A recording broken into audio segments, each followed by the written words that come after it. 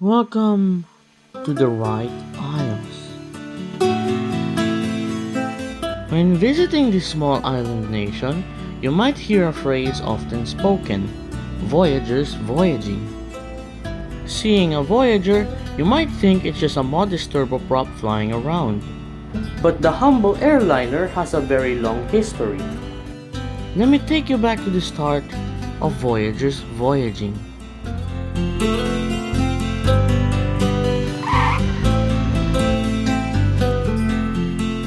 Our story begins in 1938 with a man named William Burt, nicknamed Mr. Voyager, and his DC-3 he named Silverwings. He was flying across the Pacific from Hawaii to Wright. Between them lay 1,300 miles of open water, well within the range of a DC-3. But just as William was coming in for landing, fate had other plans. While William managed to walk away safely, his DC-3 was left in a sorry state. He was heartbroken. This airplane was his pride and joy. He wouldn't be alone for long though, because soon enough, the locals noticed.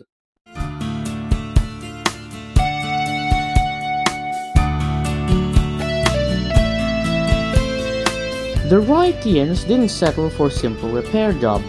They made their own changes, their own improvements, and from that wreck, the 1100 Voyager was born, a name given by William himself. With the Wright secured, production began, and the 1100 soon became a common yet beloved sight across the Wright Isles. Even as the Second World War broke out, the Voyager continued to serve reliably. But it wouldn't last forever. In 1942, the war reached Wright.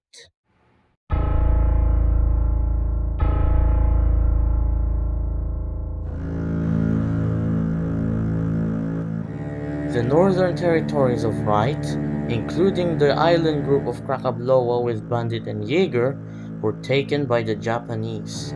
The enemy went from several thousand miles away to right on their doorstep, and Wright had to do something about this. They already had a bomber by 1941, the 4470 Peacemaker. It was initially powered by radial engines. However, they would switch to the Packard Merlin V12, and the radials would be lost to time. They would bomb the Japanese relentlessly during the duration of the war. Their missions were often deadly, and not many returned after each bombing campaign. But Wright never gave up.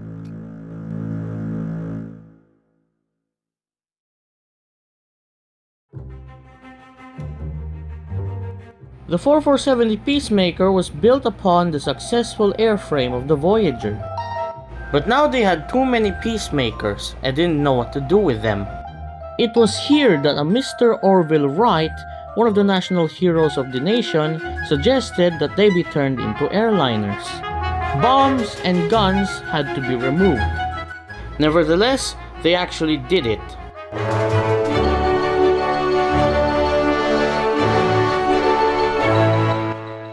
The first 10 of the variant was named Orville Voyager in his honor, and it was even nicknamed the finest mistress to fly the skies of Wright. Orville passed away the following month after it was suggested, so they put it into production to honor him.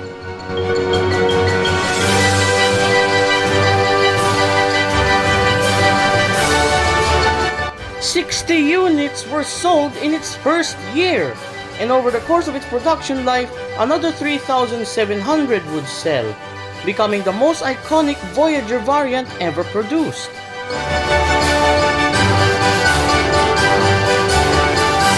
It would even become the national icon of the Wright Isles, becoming part of its flag in 1953.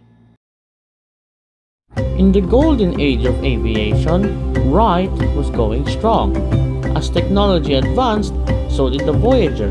In 1954, this gave rise to the 1200T, a turboprop evolution of a proven aircraft.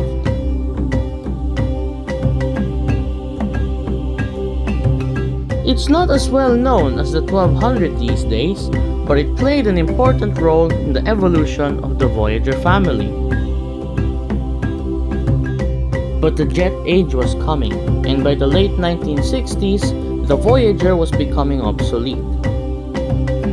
A new Voyager was already in the works by the late 1960s, but as development continued, a serious flaw was uncovered.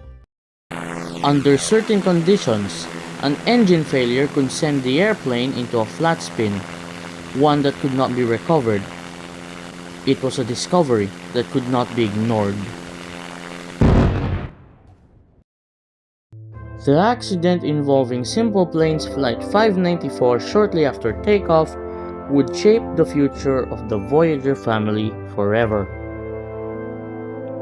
It was found that the engines were now too powerful, with the propellers being far too big for the vertical stabilizer to handle, leading to the uncontrollable flat spin.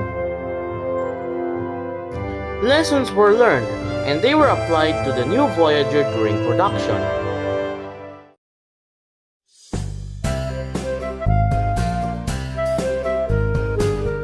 Introduced in the 1970s, the 1300 series came with two variants, an inline and turboprop variant.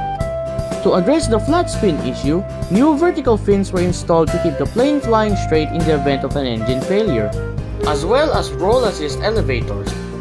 The fins and extended elevator would become iconic with the Voyager family. Indeed, the new fins helped to some extent. However, the pilots still preferred shutting down both engines to avoid a spin. It was around this time that the manufacturer, Simple Planes Aircrafts, merged with Vehicle Productions Company, forming Simple Planes Aircraft and Vehicle Productions.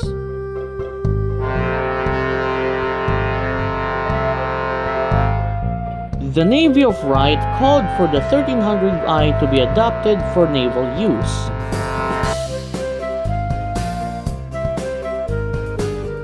Being an airborne warning and control system, the E-11 Vulture was given the nickname the All Seeing Sentinel.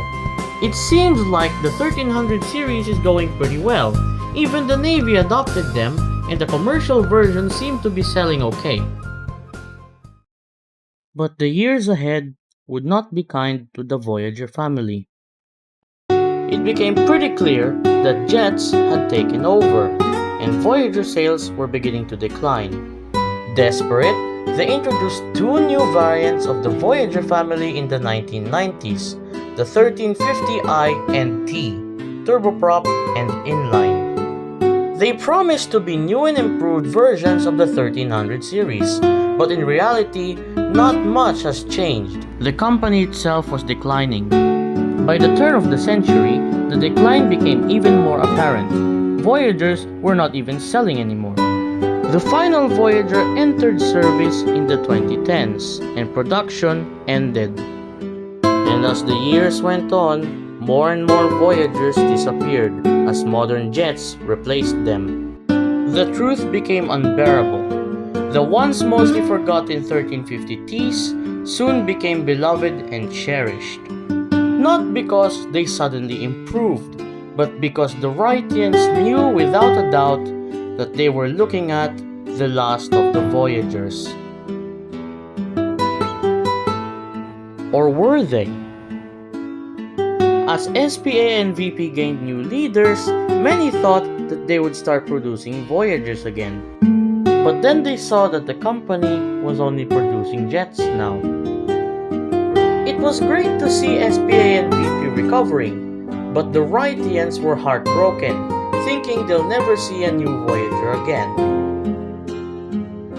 The remaining Voyagers were even more cherished, and a 2021 law banned scrapping. But in April of 2025, they woke up and saw this. The Voyager had returned.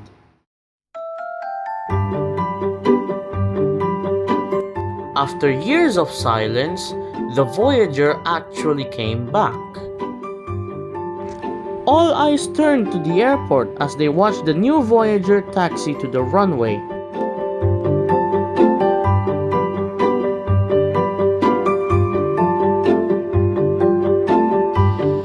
And just like before, it began voyaging once again.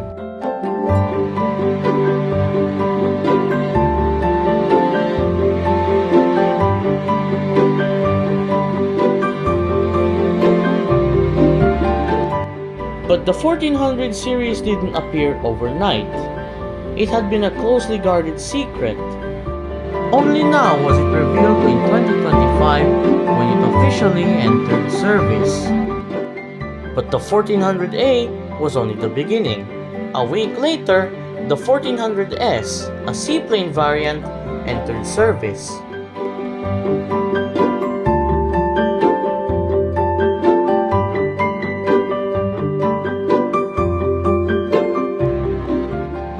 Then in May, the 1400B entered service, known as the Super Voyager due to its extreme range.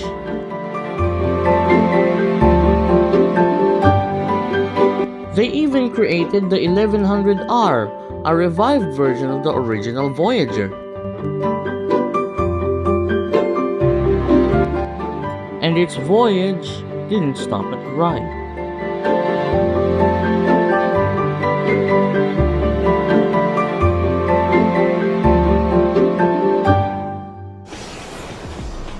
From a damaged DC-3 to a symbol of a nation, the Voyager has endured decades of change, through war, through decline, and through rebirth.